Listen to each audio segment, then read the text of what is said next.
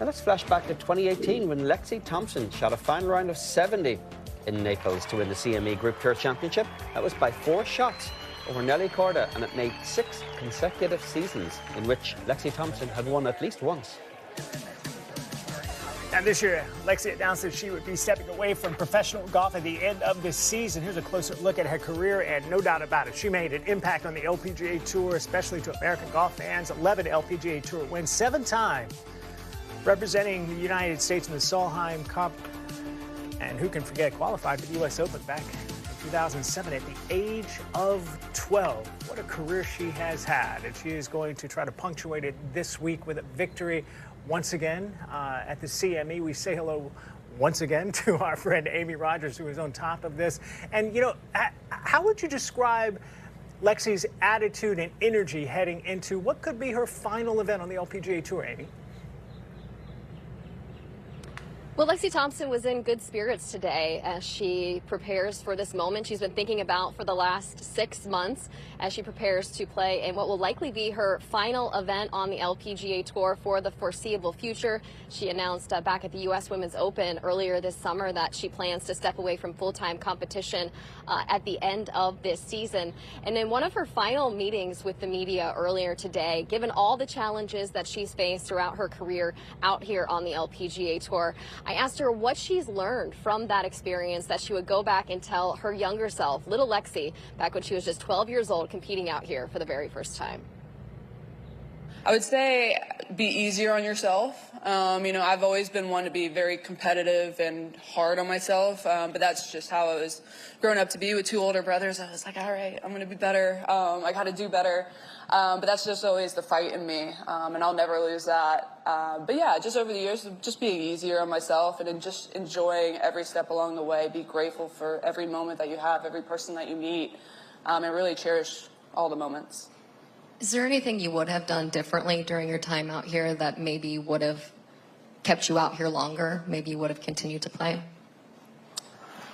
I don't think I would have done anything differently. You know, this is my 14th year. It's not like I was just out here for 5. You know, I was out here for a long time, and I played a lot of golf. I wouldn't say my first few years, just because of my age, I wasn't able to play a full-time schedule. But my first few full-time years, I played a lot of golf. But that's what I grew up in, junior amateur golf. I played every single week, so I wouldn't have done anything differently. I'm so grateful for every moment that I've had out here, all the relationships I've built, and I'm just going to enjoy it all this week. So. Thompson isn't the only player walking away from full-time competition this year. In fact, she's one of 11 players that have announced this season their plans to retire or to step away from full-time competition at the end of the season. That's a lot of players. And so I was wondering, why now? Why are so many players choosing to walk away from the LPGA Tour? And I spoke with a number of players this morning who gave me a wide variety of different reasons, from the grind of competing out here week in and week out, to the travel, to just fighting father time while still trying to keep up with the younger players coming out here to compete. But there was one answer that I heard more than others, and they said that it's simply cyclical, that at this point there's a lot of players out here that are just at an age that they want to step away to be able to have kids and have a family and don't want to travel with kids. You know, I don't know. I'm also thinking about retirement in a few years. I do want to settle down and have a family and have some stability in my life, because this is living out of a suitcase 11 months out of the year is really tough. And being a woman, you know, we can't have somebody else give birth to our child. So, yeah, I think everybody wants to become a mom. What do you think the tour could do?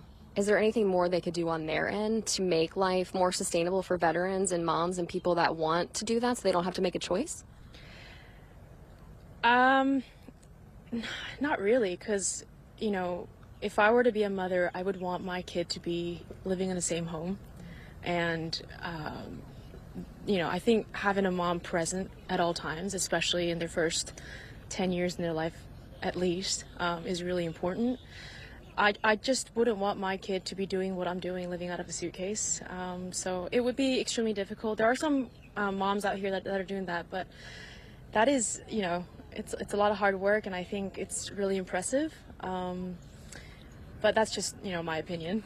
I think they've done, a much better job. I mean, talking to a lot of my fellow players that have babies, they've definitely, improved the daycare environment and made it a little bit easier on that end. But at the end of the day, you're also a woman. You might have different needs and wants at some point of your career. I mean, I don't know if I would want to come back with a baby. I really admire all the girls that do it, but it's not easy. It's not meant for everyone. And being a professional athlete is challenging. So I totally understand and respect their decisions. Well, I think a little bit has to do, this is a hard life. It is a hard life, and it gets to a point, kind of with every job, it's like, okay, I'm ready to do something else. I'm ready to do something new. I also do think, the fact that we have higher purses, I think we have more money in the bank account. It's probably easier to step away. You don't have to go into a job probably right away. So I think it's just, I think people are taking their mental health very serious. Traveling is hard. Being alone is hard. Like it is a lonely job. And we're very fortunate to do what we do, but it gets it's very repetitive too. So I give all these girls credit. I'm like, good for you. Like it's impressive. Like it's hard to step away because most of us have never done anything else. So trying to figure out how to be human beings too. Sagström tells me that she's been entertaining the idea of retiring as well. She tells me that her goal is to be able to qualify for that European Solheim Cup team in 2026 in the Netherlands, and that she'll likely step away after that point as well in order to start a family. Sagström just got married earlier this year and has been competing out here on the LPGA Tour since 2017. She says the only thing that she'd want to do more than play golf is to have a family. Guys? Great challenges for the women on the LPGA Tour. Amy, great story. Thank you.